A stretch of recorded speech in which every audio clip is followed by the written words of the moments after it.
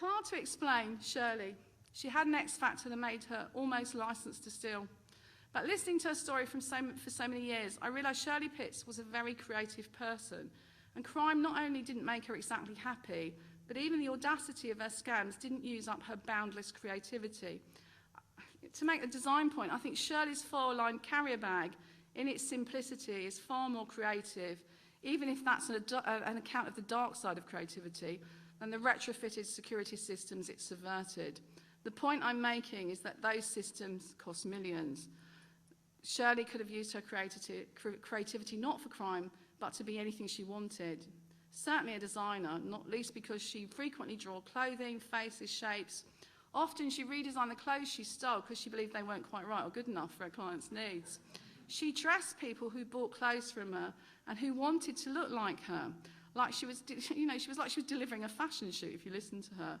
This made me realise many things, but the 3 points I want to make is, one, if Shirley's mum hadn't emotionally abandoned her at the age of 7, when Shirley first started to steal to feed the family, then met all the wrong men, her life could have been different. 2, that designed environments, not just criminals, contribute to crime and are complicit with criminal intention.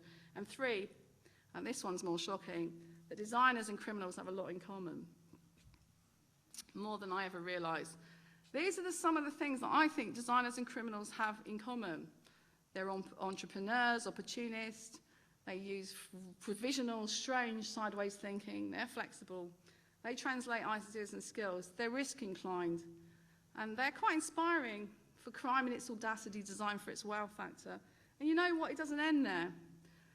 Let me just do the health warning again. Obviously the difference is that criminals are perhaps more pessimistic and parasitic than designers, who believe their creativity can change the world. But what they have in common is dyslexia.